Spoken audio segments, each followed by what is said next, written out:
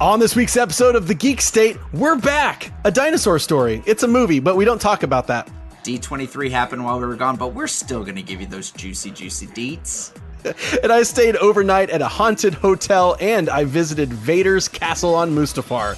Virtually, at least. All that and more on this episode of The Geek State.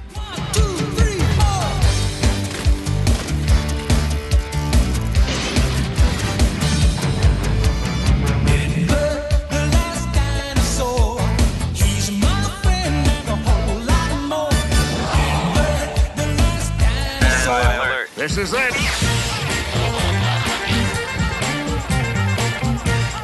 This podcast is the sonic form of the blue screen of death. This is the Geek State.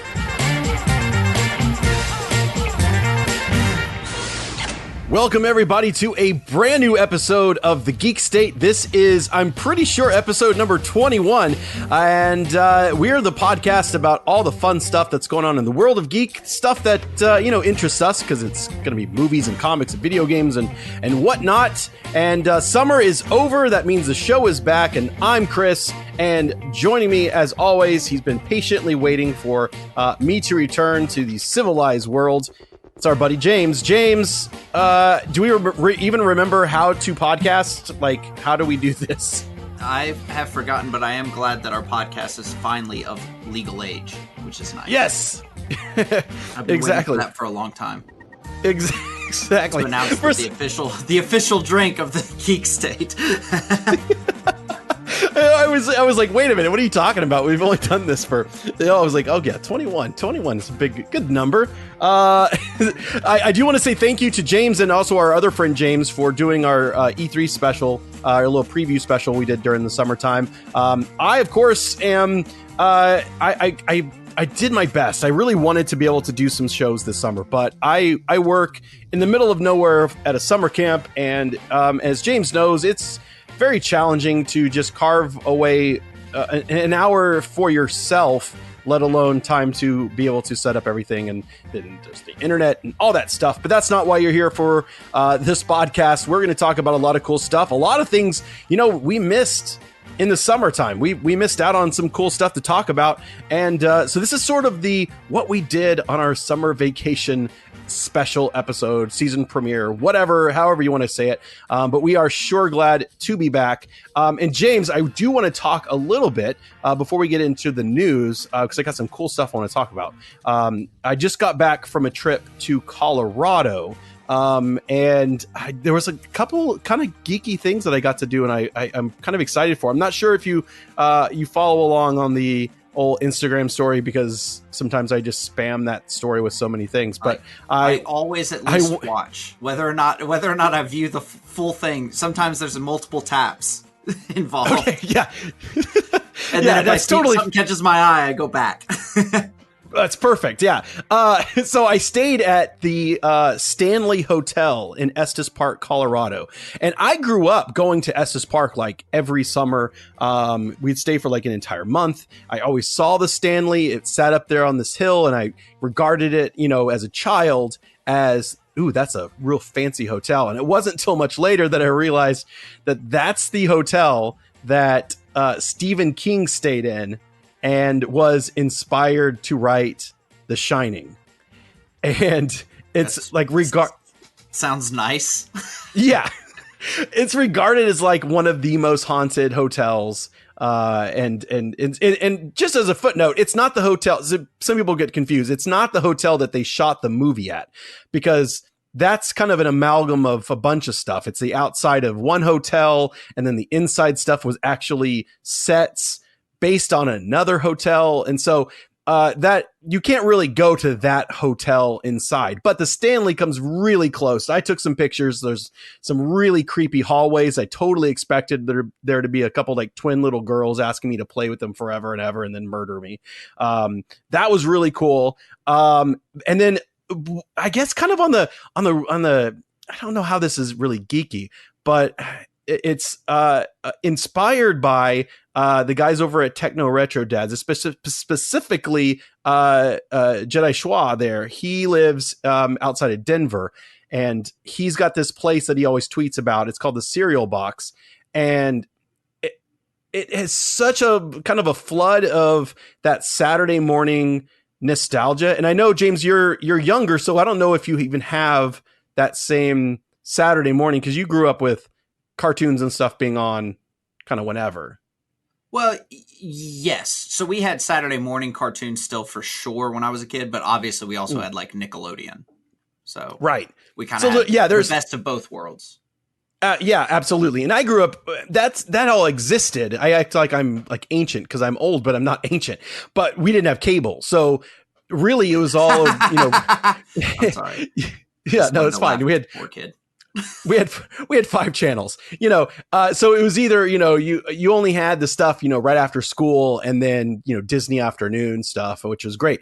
So the cereal box, which God, I wish there was, I'm kind of glad that it's far away, because I'd be like 800 pounds if there was one there. I'd also be really broke. But it's this cool. It's downtown Arvada, and it's just kind of nestled in between like I forget what the store on the left was, but then there was like an antique store. But it's this I wouldn't say restaurant. It's an ice cream parlor, but it's not ice cream. It's literally every cereal that exists that they've got, and you can order a bowl of cereal if that's all you want. If you want just a bowl of Fruit Loops, you can do that.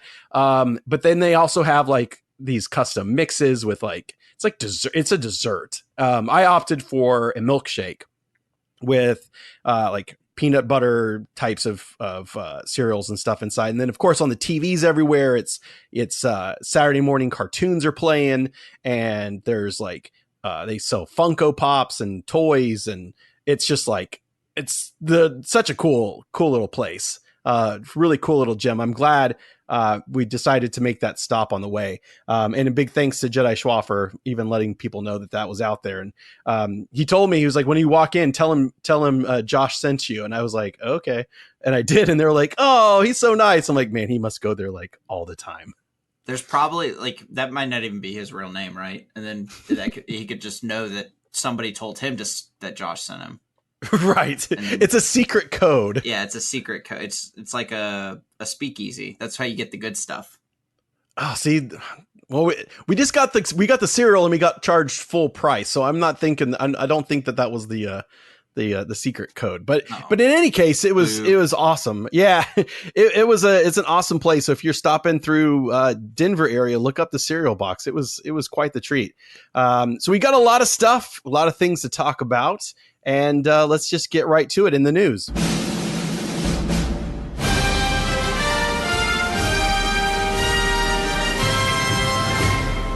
So I know it's a couple weeks late because, we weren't doing a show at the time. And it pained me because I was at the Stanley Hotel delaying the departure of us, like going out and doing stuff, because I was frantically updating Twitter because D23 was happening during my Colorado trip, and there was a lot of stuff that I was not 100% interested in that I kind of had to wait through. But we got some good announcements, some big stuff from Marvel and from Star Wars. So James, what did we get from the Marvel side of things? I mean, yeah, we got a few things. Some of the big hitters, we had already had the Disney Plus streaming service announced, but we did get some Marvel shows announced for that streaming service. We have Moon Knight, we have Miss Marvel, and She-Hulk. And then we already had the Winter Soldier, Falcon series, the WandaVision series, and I believe there's also a Loki series coming to that, or is that coming to something else? Yes, no, you're right. I left that off. Yes, there's a Loki series. I'm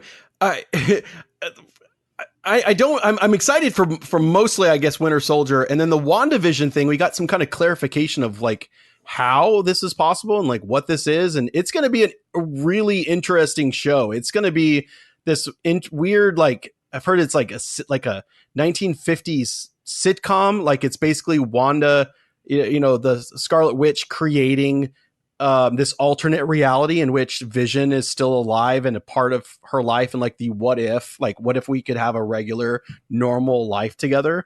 We don't have much more than that. These shows aren't coming until like 2020 with Moon Knight, Miss Marvel, and She-Hulk, which again, I don't know much about She-Hulk as a character, except that she's the Hulk, but a girl, but I know there's more to it than that. She's so I don't know an much. Attorney, I believe. So is that it? Could be like a procedural drama. I can get behind. Like, is she? This is such a dumb question. Is She-Hulk always in the Hulk? Yes. Form. Okay. I don't know. I've never really read She-Hulk. I've never been a huge fan, but I believe that her and Jessica Jones worked together for a while. Like Jessica Jones did the investigating and she was the attorney kind of thing. I may be mistaken, but weird. Okay. Kill me. Yeah, no. We can't be experts in everything except later in our Geek Expert section. We are definitely planning on checking all of these out at least, I'm curious to see, like, when She-Hulk like is like in a courtroom, does she, when it's like you can't handle the truth, and does she like slam her fists on the table and break the table? Like, like that'd be pretty cool. That's her. Yeah. Like, but where she just has like super anger issues. Wouldn't she like get in trouble for her courtroom manner though? Isn't that a thing that like attorneys get rated on? Clearly we don't watch enough like Law and Order. No. Because we would be experts. My parents used to watch the heck out of that original Law and Order though. Every night, TBS or whatever channel it came on. I think every channel, but same. My parents are Law and Order. Yeah, my parents are all about the CSI. Well, mostly I think my dad. Just like any of those types of shows where it's the same thing, and then the quirky hacker girl with the funny glasses, because each of those shows has that, types furiously. I think there was I need to find the clip. Have you seen this clip? I think it's from one of the CSIs, and she's trying to hack, and then she's like she needs help, and so someone else jumps on the keyboard with her. Yes. Like you're playing. That was I believe that was NCIS. NCIS. That's the one my dad likes. That's it. Yeah. Probably the worst of them all, but here we are. Exactly. They did talk a lot about we got some information about the Eternals that's coming up, which I don't know much, or I really don't know anything. I feel like I'm in that same situation with the Eternals that I was with Guardians of the Galaxy when we were doing the old show. Right. And that was announced. I was like, what is this? Like, I have no idea. And its cast is enormous. It seems very ambitious. That's a movie? Yes. Okay. Eternals is a movie. So coming down the pike that we know so far, and I'm sure I'm leaving something out. We've got the Eternals. I think Black Widow is first, and then we get the Eternals. And then they announced on the stage that Black Panther 2 is coming to theaters in 2022, which, good God, it sounds like that's the future and we're living in it. Like when I was a kid, like that sounded so far, and like where's our flying cars and crap like that. The events of Blade Runner already occurred. Yeah, exactly. Like Sequest. We're almost at 20. That's a year before the third season starts. Come on, guys.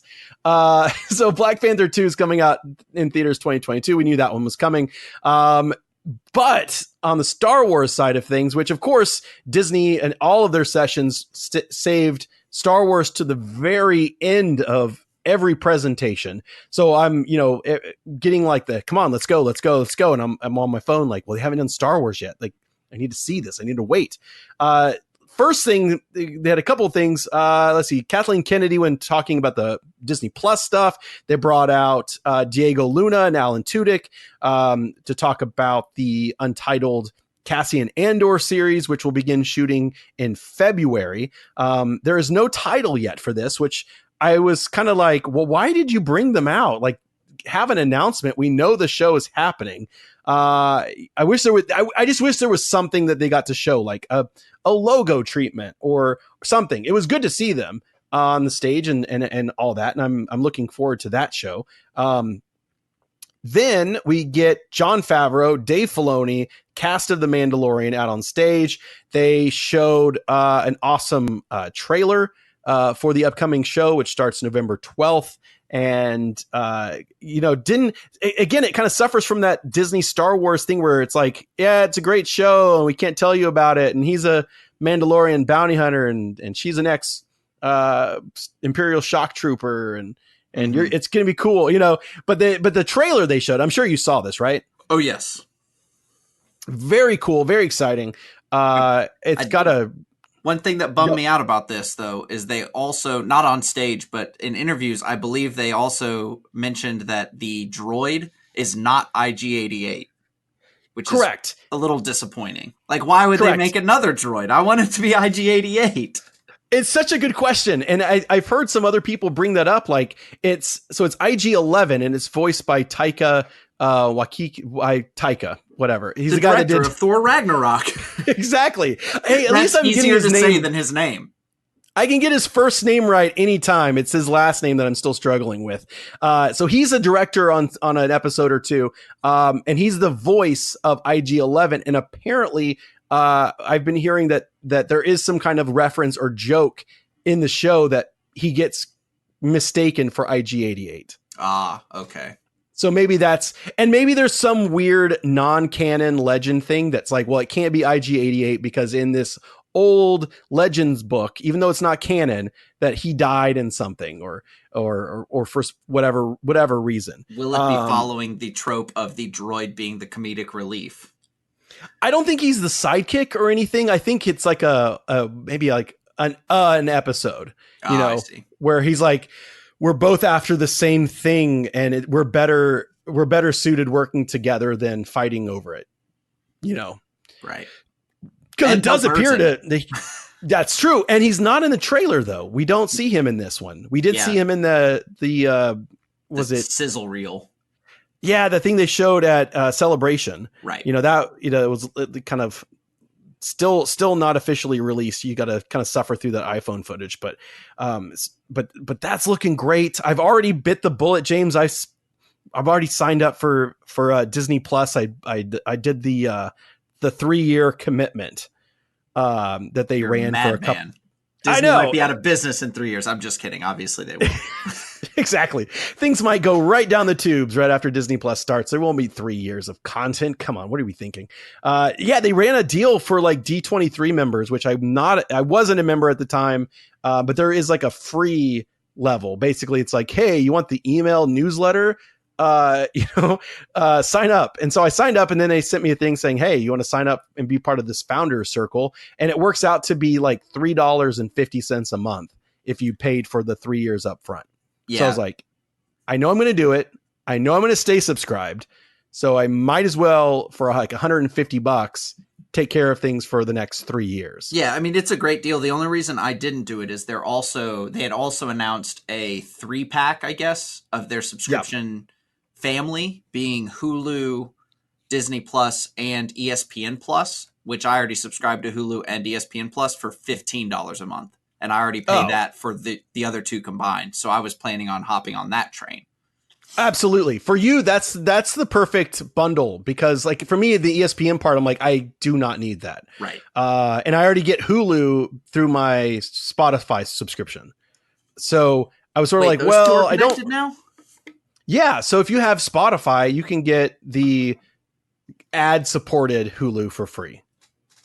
I did not know that. Yeah. And I wish I could walk you through this right now on the podcast of where to go, but I don't remember exactly. But I'm pretty sure if you Google it, you can figure out how to do it. I'm sure I'm pretty resourceful. I used to be an IT help desk technician, which means I'm good at Googling things. That's right. But wait, there's more. So leading up to D23, there was a lot of rumors.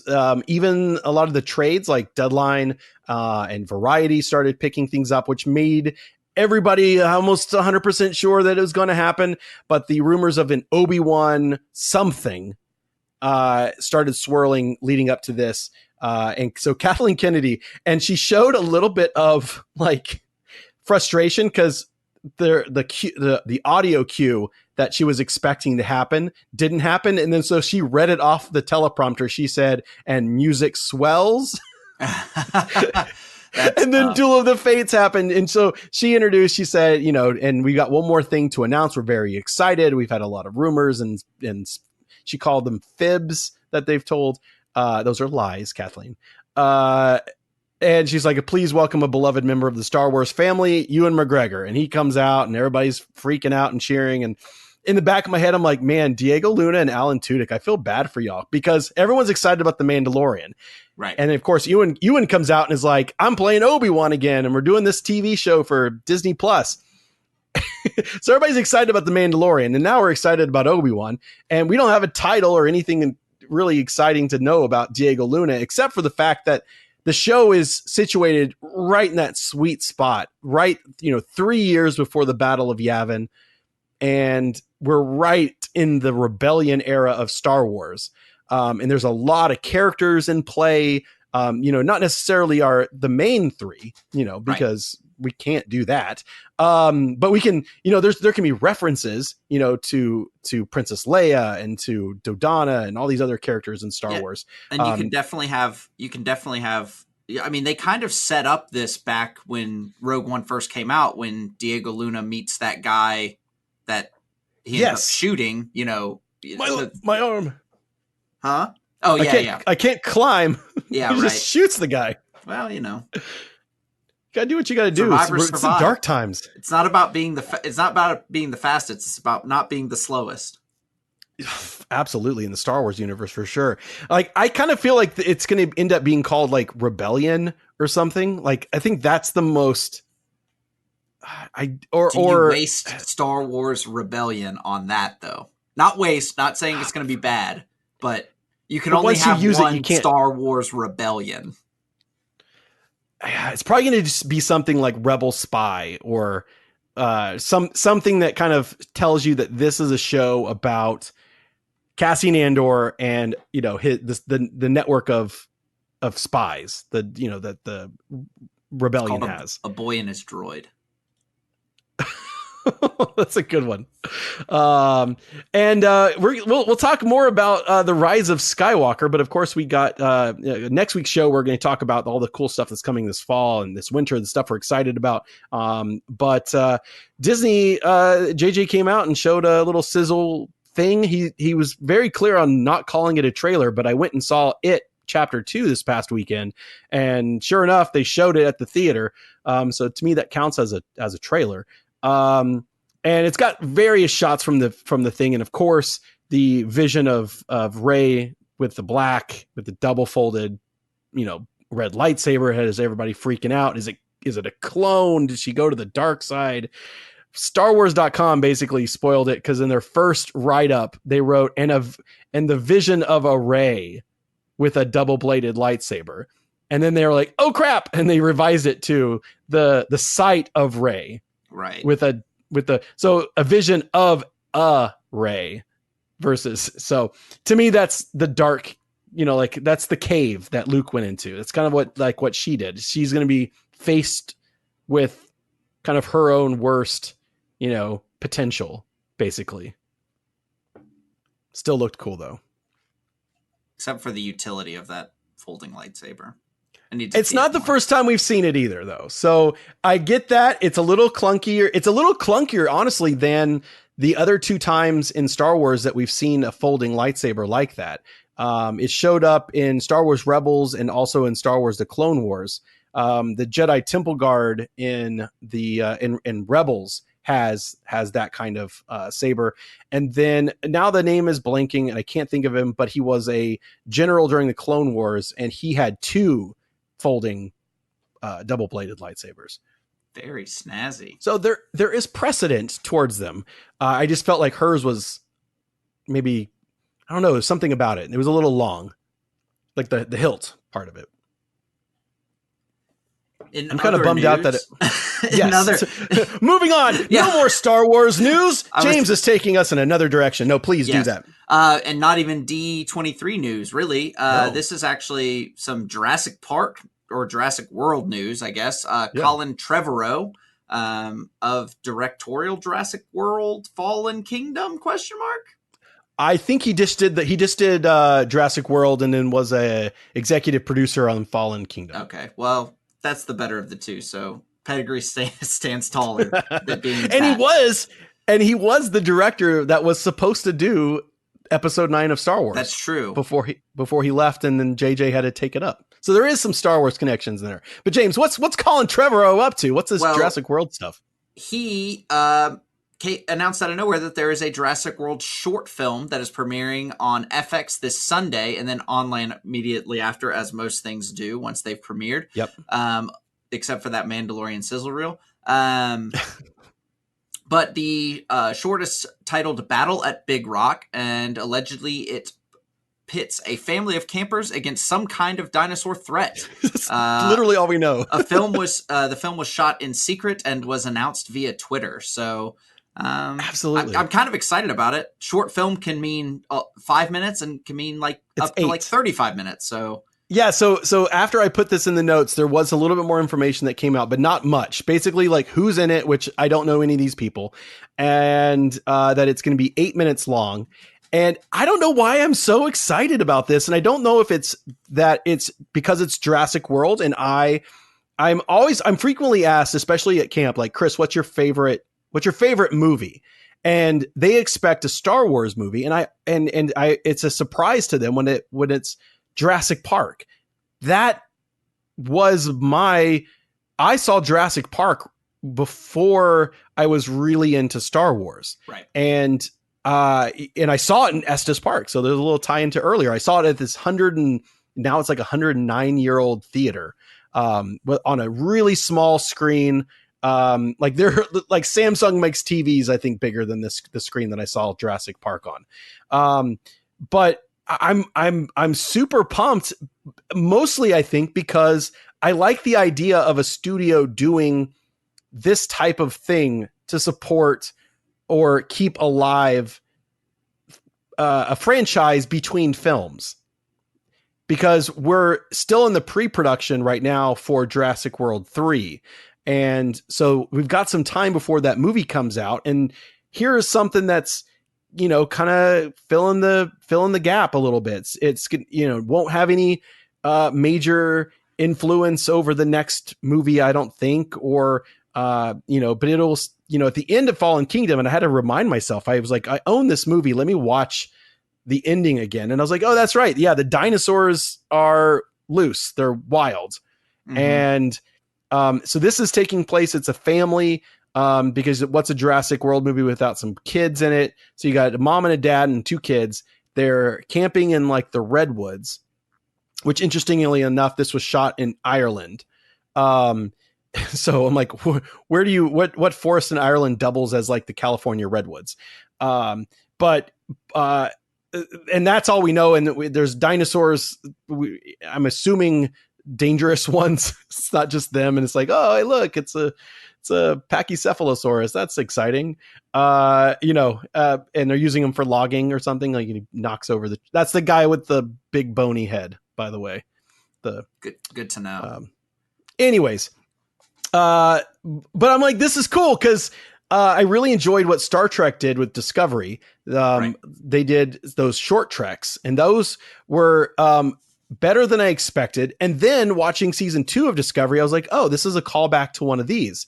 There was an episode about Saru that I was like, oh, I know a lot more about his home world because of that short trek. And I was like, this is so cool. Like, I know Star Wars is going to be fine because they're doing their stuff on Disney Plus and that kind of thing. But I do think this is a cool idea. I think this is an interesting experiment by Universal. Interesting that it's going to be on FX, but it's only because they're playing Jurassic World. So the short will be used to help promote their airing of Jurassic World. But is that what it is? Because I was kind of thinking like, I thought it was weird that it was on FX, but that part makes sense. But also I was kind of wondering, is this just kind of a test where they're going to put this out, and then when people get upset that it was only 8 minutes long and not an actual TV show, they then drop a bomb and say that they're announcing a TV show? It's a backdoor short film, like it could be. Like, I don't, I don't know. Yeah. I don't know. That's what I thought. I thought that they were going to somehow turn this into a piece of marketing for some sort of Jurassic World product, but Who knows? I'm trying to think. Or There is to test buzz. Like if they put this out and then people watching FX are like, wait, why did that just turn off after 8 minutes? I was enjoying that, you know. I like that. I mean, and I'm sure Comcast, who owns Universal, I swear they're doing, because everybody's doing a streaming service. Mm-hmm. I swear that they're doing something. So that'll be all the NBC content and all the other Comcast networks, and that'll of course be the Universal library. Maybe this is sort of a little test to see, like, on a low budget, can we do dinosaurs and can we do all this kind of thing in a way that is exciting and intriguing and make that into a show? Like, I wouldn't say, like, for some reason Walking Dead came in my mind, but like a show like that where it's sort of like dinosaurs are taking over, mm-hmm. And you've got a group of people on the run from these dinosaurs that are, like, you know, hunting them. I don't know. They could call it Dinotopia.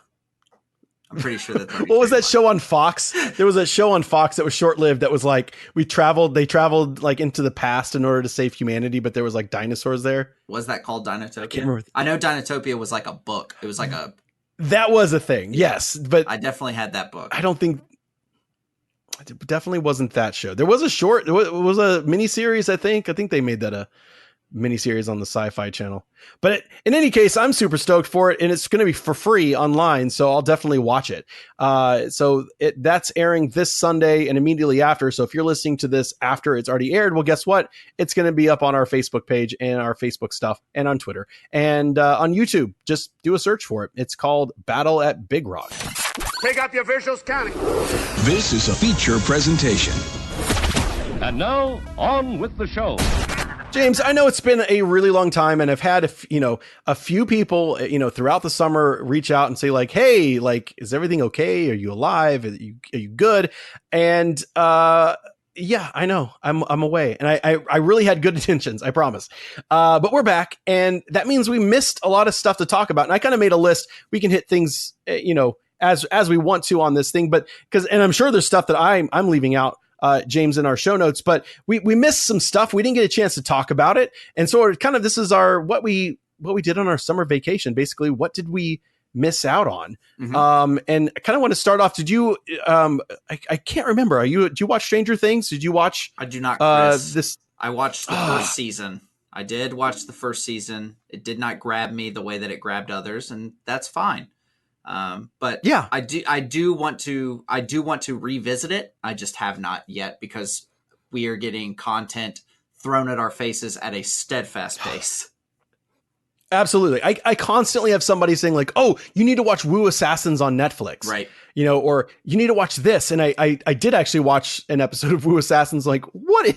Like, at first I was like, I know what's going on. This is a show about a chef who, like, takes matters into his own hands, and then all of a sudden he's got the power of 1,000 monks living inside him, and I was like, this is cheesy, but I kind of still enjoyed it. But so I pretty much Stranger Things 3 was really good. I really enjoyed it, and that's kind of really all I wanted to say, because people are like, what did you think of this show? I'm like, listen to the podcast. I will say the Stranger same. Things 3, I think.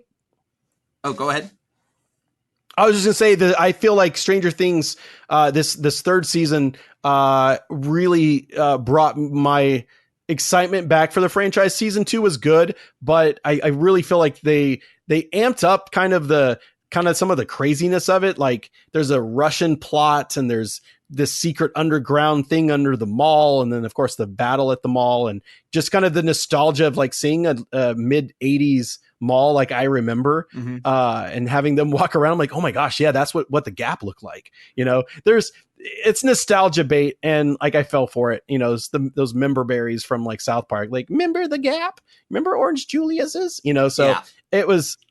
I liked it. It was really good. And of course, since it's on Netflix, it'll be around forever. So there's kind of no rush to do it. But it was one of those shows that everybody at camp was watching too. Mm-hmm. So it's like, either watch it or be spoiled. Right. So, well, definitely had to watch that. Since you had a streaming pick of the summer, I will also have a streaming pick of the summer. And mine will be The Boys on Amazon Prime. Oh, which is incredible. It is very adult. So children, no.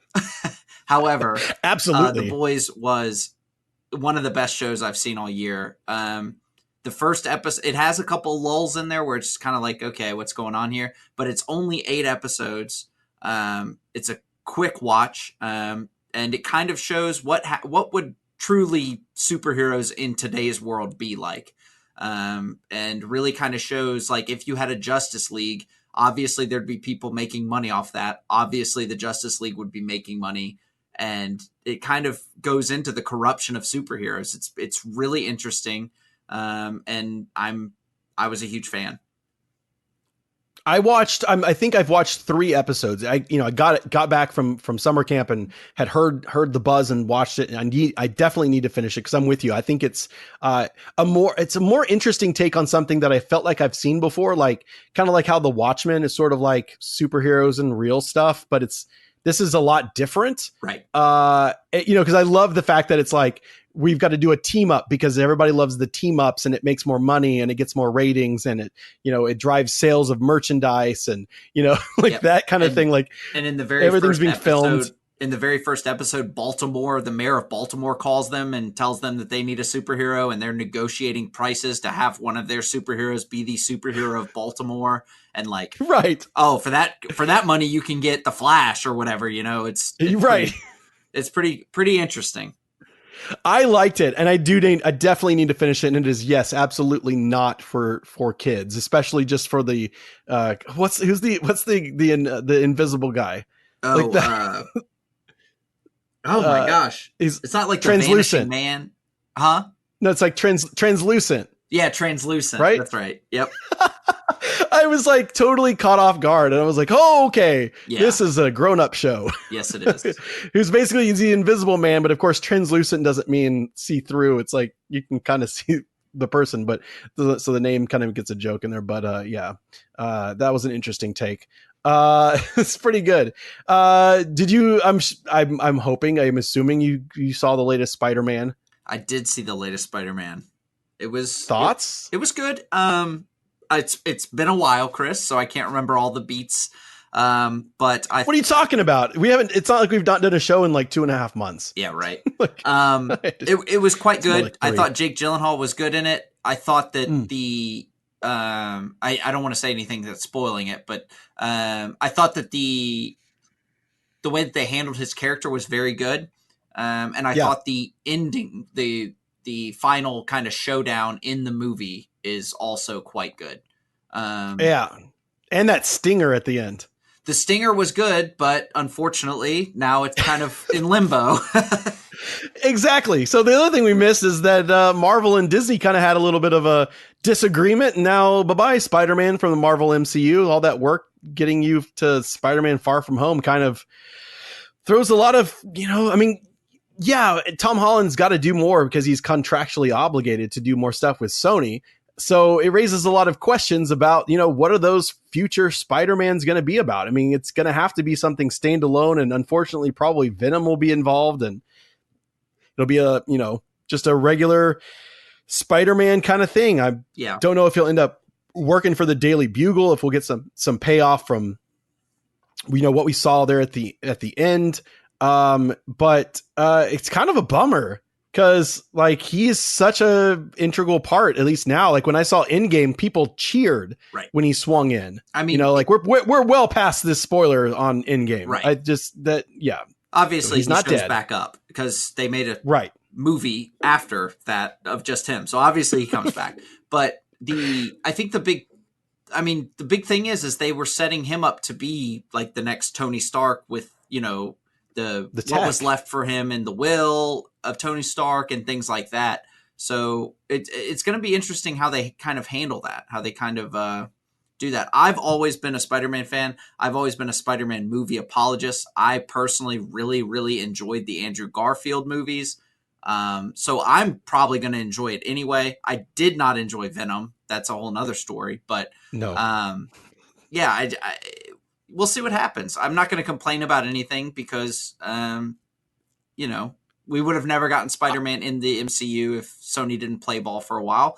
And I totally understand the business decision to go, we can either make $250,000 making 75 or 25% of what you do, or we can make our own, the way that it works. They can make the movie put the money up and then make more on the back end. So it makes sense that that they would make changes. Yeah. They have to do and what, maybe this what was makes their the play money. from the beginning. This could have been their play from the beginning, saying, hey, let's get our Spider-Man in this Marvel MCU stuff. We'll do some good stuff. We'll work with them for a couple of movies. I mean, he's been in, I think, like 5 now. Like when you count it up, like this is the longest run. It was because you got like Civil War and both Avengers, Civil War, both Avengers, and the two standalones. Yeah. Yep, 5. It's crazy. So it could have been Sony's thing from the beginning. Like, let's get him established. Let's get people to know him. And then we'll break off the deal and then we'll make our own movies and we'll still have the character from the MCU that you know and love. And he's going to go off on his own wacky adventures fighting the Shocker or Lizard or Dr. Octopus again. Right. And the thing is yet to be seen. Is I would say 60% of people have no idea that this happened. Absolutely. So, it's just us, the nerds. Yeah, 60% of people saw what, Avengers Endgame have no clue that this even happened. So they're going to see the next movie for sure. Oh, yeah. They might see a big drop off after that or a big drop off in second week viewings. But I think maybe so. I think it was a great move for them, personally. Yeah, I think so. Something else that I pretty pumped about. It was a kind of an impulse purchase. I bought the Oculus Quest, which is the newest standalone VR system. Now, I did own the Oculus Go, which I really enjoyed, but I didn't realize how much better having a VR device that had that room scale kind of technology, like being able to physically walk around your space, in that virtual reality. It is game changer and it's super cool. And I got to say, Vader Immortal, which it's like, I can call it a game, but it's really like a movie that you're in, and there's parts of it where you have to interact and do things, and you have to kind of move through the space and you've got to explore. But just the opening of this adventure, you're on your ship and you've got your droid, and it's voiced by Maya Rudolph. And she's excellent in this, and it's talking to you, and she's like ready to make the jump. And you look over, and there's some switches that need to be flipped, and you reach out and you flip those, and you pull back to go into hyperspace. And then she's like, "We'll be in hyperspace for a while, so go in the back and just relax." And to be able to physically like walk around your ship and not just like with a controller, move your person around, like. I could just stay back there for a long time. Eventually you have to jump out of hyperspace, but there's like all this stuff that you can pick up, and the controllers are great. And at D23, they showed a little bit about what's coming for Vader Immortal Episode 2. Oh, the great part is it's only $10 for Episode 1 of Vader Immortal. Like if you've got the Quest, I can't imagine you not having Vader Immortal. But Episode 2 is going to involve learning how to use the Force. Because in this one you get to use a lightsaber, which is really satisfying. But to be able to actually use those Oculus touch controllers and like move things and pick things up and throw them, and I cannot wait. There is no release date for this. I'm sure it'll be 2020 when that comes out. But really well done. Yeah, really well done experience. Just so everyone knows what we're talking about, Oculus Quest is the Oculus VR headset that is completely standalone. So you don't need a computer, you don't need a PlayStation. There's all the processing powers inside of the headset. It's probably the best kind of entry into VR there is out there, because you don't already have to own a high-powered PC, or you don't already have to own a PlayStation. So I don't know how much are they and now? You're not tethered. $399 for the 64 gig, which is what I got. Which also comes with the controllers, right? Correct. Yeah, you get two controllers. $400 all in. I mean, that's a it's still a lot. It's right, and it wasn't an impulse buy, but it was one of those slow impulse buys where I was like, I want to buy this, and I went to Amazon and it was sold out, and so eventually I got it. It was my birthday present to myself, but so pretty excited. What about you, James? What have you been filling your time with this summer, like video game wise, or so what's your? I've done a few things. I do have a Jamie Kelly first that I do need to announce here on the Geek State, I left my first movie. I walked out of my first movie.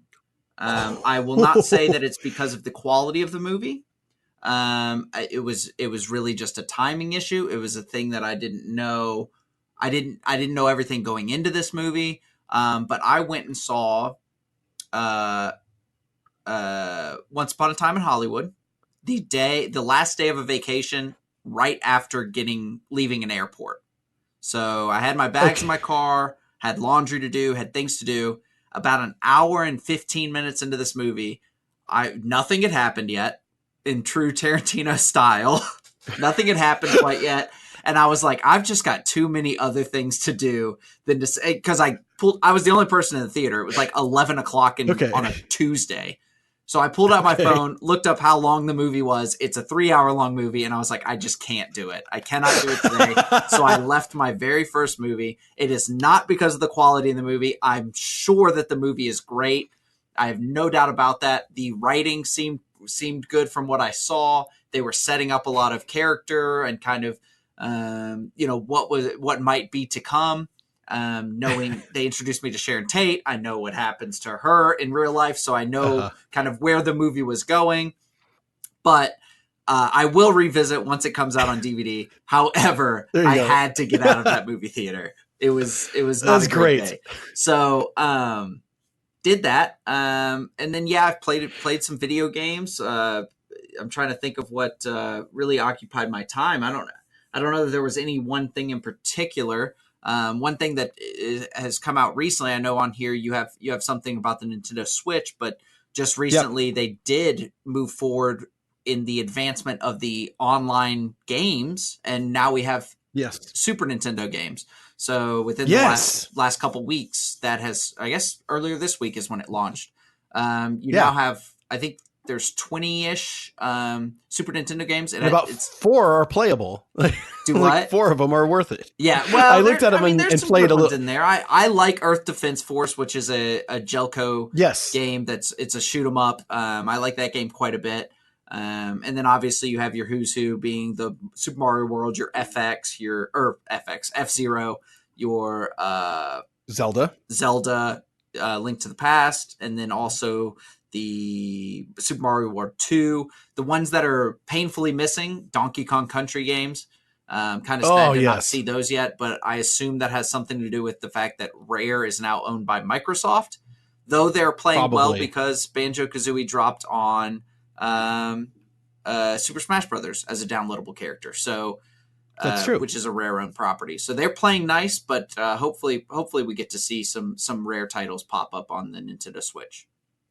But outside of that, go ahead. I was just going to say to tag onto the Nintendo thing before you talk more about me, James. Nintendo, they announced that Star Wars Jedi Knight 2 is coming to the Switch in a couple of in a week and a half, I think. Yes, I think that one is Jedi Academy, or is that Jedi? Is that what it is? I think. Well, but I think coming? Jedi Knight. Both are coming. Okay. But the first one is Jedi Knight 2, which might be called Jedi Outcast. Okay. And then I think the third one was called Jedi Academy. And I could be totally wrong, but I do know that it's going to cost $10. $10 whole. Right. Exactly. For a full Star Wars game. That's actually a great price. And those are... I'm excited. Jedi Academy is definitely a good game. I cannot speak to Jedi Outcast. Because I don't remember which one that is. Well, people are excited. Now back to you, James. What about video games? No, I mean, I don't really have too much else. I mean, we did our E3 pre-show. Unfortunately, other James and I did not get back together for our post-show because of scheduling conflicts. But I did find it interesting that people I got multiple people messaging me asking if it was or telling me that they thought it was me talking to myself and very well edited. And I was like, I do not have time or patience for that. So now that basically tells me if you're unavailable, I just got to ring up the other James and we're set. That's true. We're good. Mean, it's never a bad option. He did great. We enjoyed having him on, and we did get some feedback on that episode that people enjoyed it. So, it's good.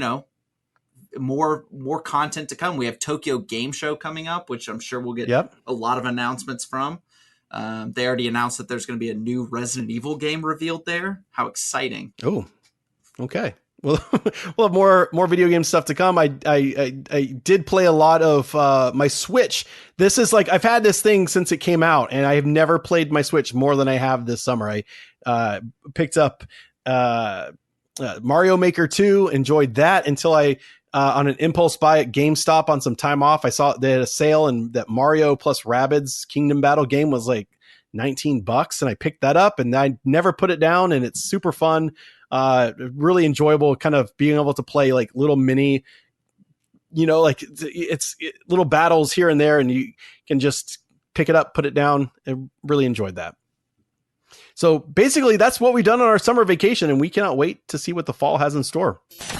When it comes to comic books, superhero movies, sci-fi, fantasy, but I'm going to say there is literally no bigger expert than this guy right here. James, we are literally the geek experts. I mean, that is why people tune in to this podcast. We are the source. We know everything, and that's why we are the geek experts. Wouldn't you say? I would say so. Yeah. There's very little we don't know. Yeah, I mean, we already announced that there were things that we don't know, being that we didn't know what She-Hulk did for a living. James, you're ruining the illusion, but we are the geek experts. I was playing. So we challenged some listeners who responded on Facebook. So thank you so much for everybody who did. There's a lot more than I included in this, and I don't know if we'll be able to make it to all of them, but I challenged them to throw out a movie title, and we're gonna try to do our best to try to figure out what this movie is about, based upon the title alone. Okay.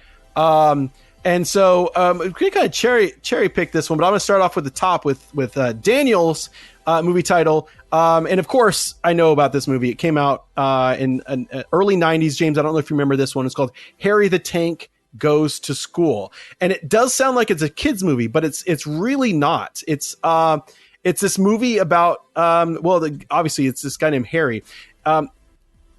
In a way, it's a little bit like Billy Madison, where he has to go. It's a grown up, but picture like Booger from The Revenge of the Nerds. Or no, is that the guy's name? You're kind of a big guy. Anyways, Harry is this big tank of a guy who played football in high school, and he dropped out, and this is him going back to school. And it's just one of those like funny coming of age movies, where he thinks he's dumb but he's going to go back and get his high school diploma, and the journey that he takes. And so Daniel, that's what Harry the Tank Goes to School is all about. Chris, I got to tell you that you and I watched two very separate movies. Harry the Tank Goes to School is actually a documentary regarding gun violence in schools. I might be getting it confused with another movie from the 90s. Then you might. I think we might have watched two separate movies on that one, which brings me to our next movie that we were challenged to. See if we knew what this movie was based on. Right, they're trying to stump us. Like, I bet you don't know about this movie, and of course we do. Well, so, Don Chowder Ghost Doctor was an animated film, and yeah, I don't know if you remember it, but it's a film. Don Chowder, a clam, obviously. It's because every cartoon character very on the nose a fun name. Don Chowder, the Ghost Doctor. Don Chowder is a clam. It's an animated film. Yep. And Don Chowder lives inside, or he houses his doctorate, whatever, medical facility, I guess you would call it, in a sunken pirate ship. His practice. In a sunken pirate ship. And it's actually Davy Jones's locker is what it's called. Yeah. But actually it's called Davy Jones's, James should have come up with a better pun. But it's hard to remember because it's been a long time since this. It's not. You can't even find this on streaming anymore. Yeah, well, that's true. But essentially, what he does is he helps all of the pirates whose ships have sunk with their specific needs. Many times legs, sometimes eyes, sometimes a parrot peck their ear. It's good fun, very good fun. Family friendly too. It was good. Yep.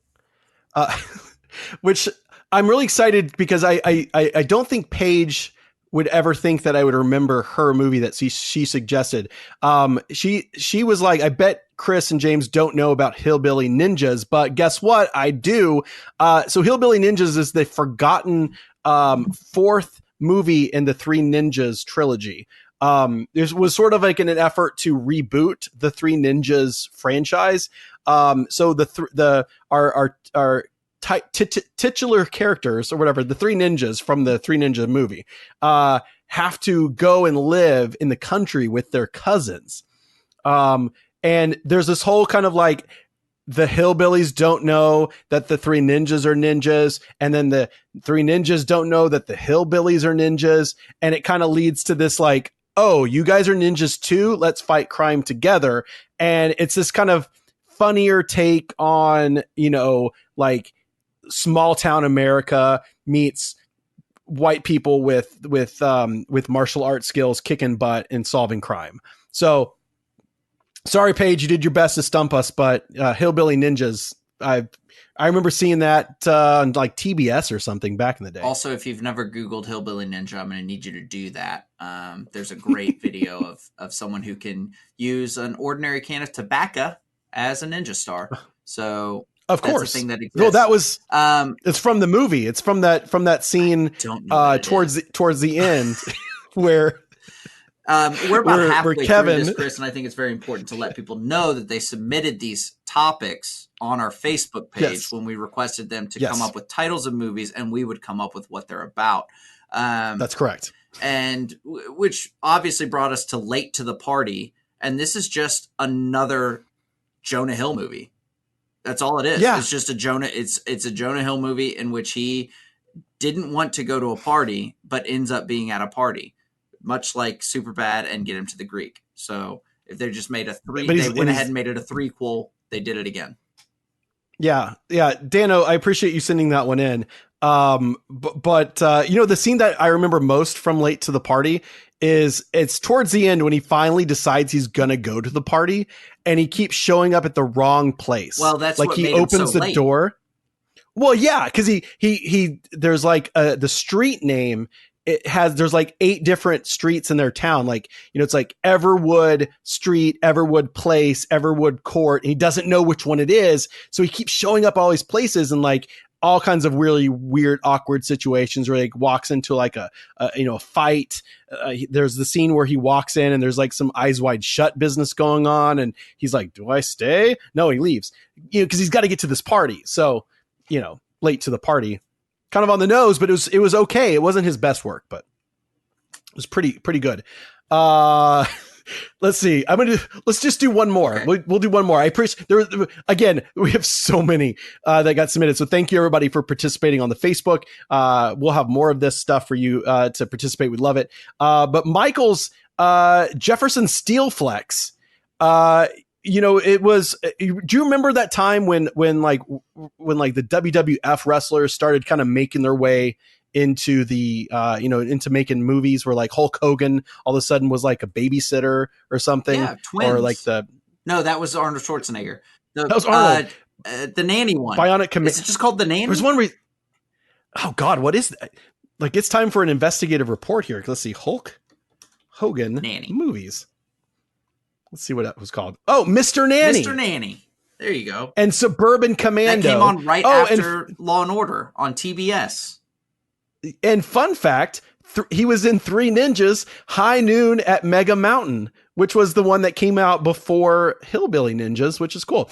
So this is sort of in that time period where like they were making that jump. And so Jefferson Steel Flex was about this guy named Jefferson, who is just sort of this average guy working at a furniture store.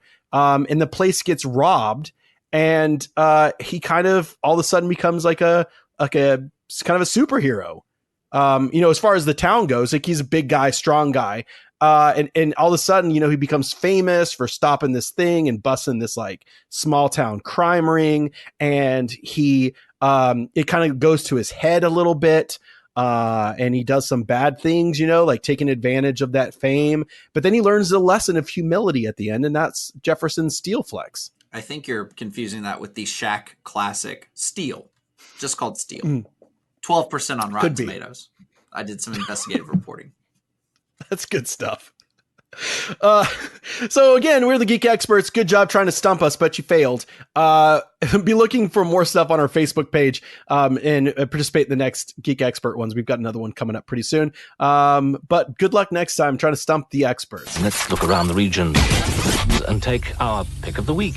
Shut up and take my money.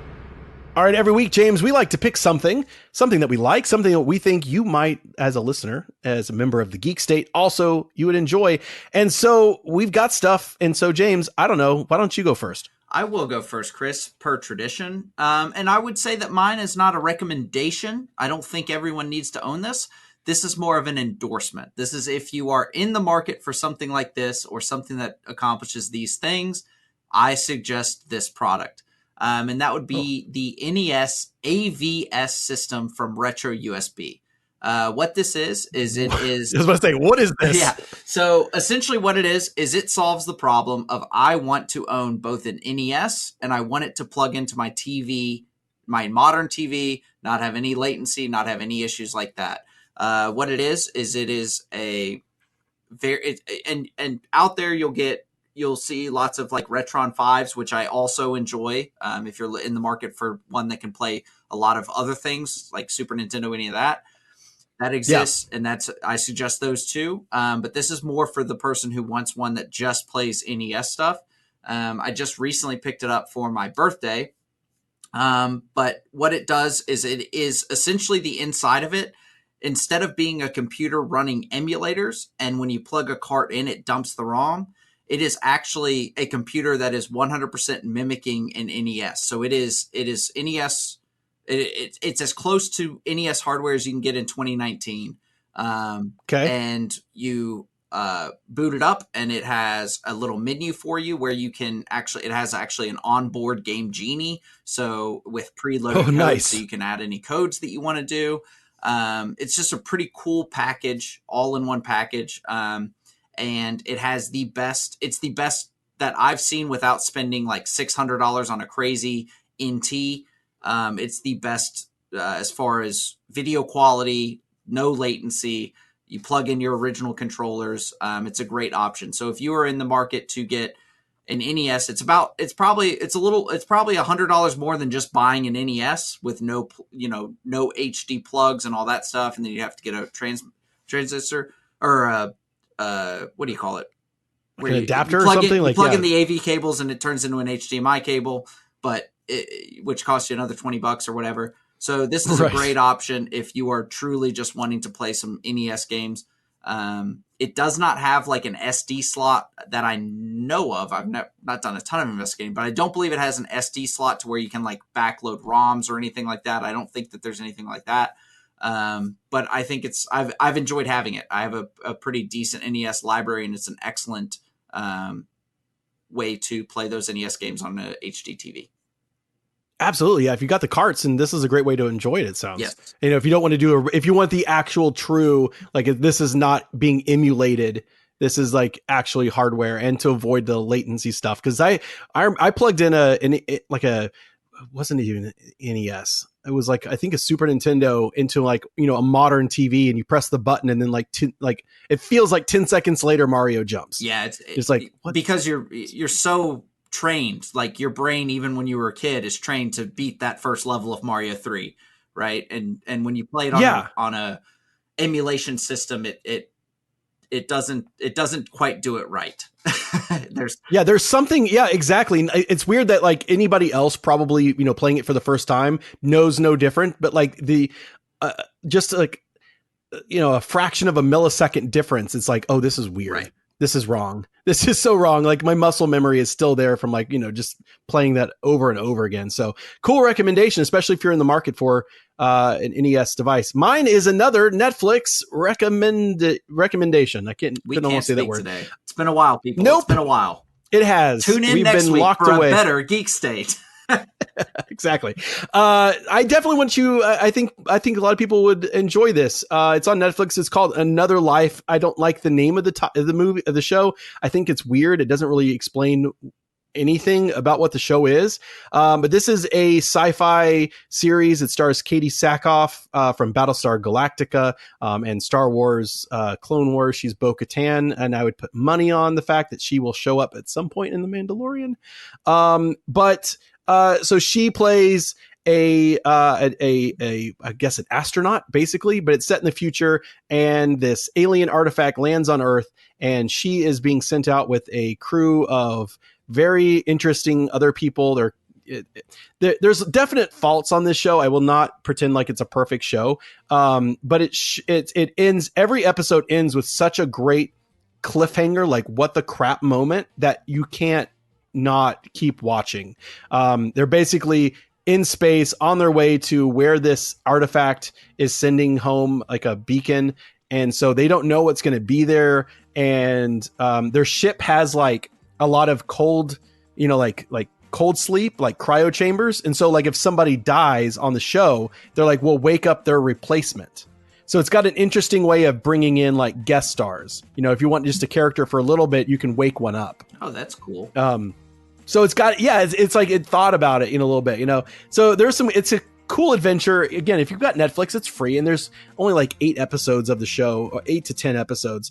And if you can kind of overlook, it feels like a summer series. You remember when TV, like network television, would have like, a show like, Fox would have some sort of summertime sci-fi series, and it's good, but it's not super good. I will watch anything with Katie Sackhoff in it. So that alone had me already. But there are some things that are a little cheesy, but if you can get through, like, I think like the first couple episodes, and just know if you hate that character, they'll probably kill them off. So it's kind of satisfying. Then they bring them back. No, they bring in a replacement. They bring somebody else in. I thought you meant when they say a replacement, like it's a, never mind. Yeah, it's not a clone or something. It's just, yeah, it's like, oh, we lost our. I'm going to make up a character. Let's say we lost our botanist. Wake up the other botanist that we've got. Wake up the backup. Gotcha. So it's cool, and there's a lot of there's issues with like artificial intelligence, and it brings up some really interesting stuff. I like it. You might like it too. So check it out. It's on Netflix. And if a lot of people will like it, then it'll get a second season, because it ends in a way where I've got a lot of questions, and critic reviews were kind of mixed, as in not really great. So I'm kind of hoping it gets another season. And so does everybody on that show, because I follow a lot of them on Instagram, and they keep talking about how we want a season 2. I'm like, I bet you do. You want a job. But anyways, that's our picks of the week. We hope that you either check them out if you're in the market for an NES system, or if you're looking for something to watch. Of course, you can find us everywhere online, and by everywhere I mean Facebook and Twitter, and on Instagram. Just search The Geek State. We've got some exciting stuff coming up for our Facebook community, and some exciting ways that you can become a verified full member of the Geek State. Be looking for that. So if you don't follow us yet on Facebook, I would suggest you do so. Go to facebook.com/The Geek State, where the Geek State podcast, or the Geek State pod on Instagram. Just do a search for us. You'll find us. So for myself and for James, stay excellent to each other, and we'll see you next time. This lightsaber was stolen from your Jedi temple by my ancestors during the fall of the Old Republic. Since then, many Jedi have died upon its blade. Prepare yourself to join them.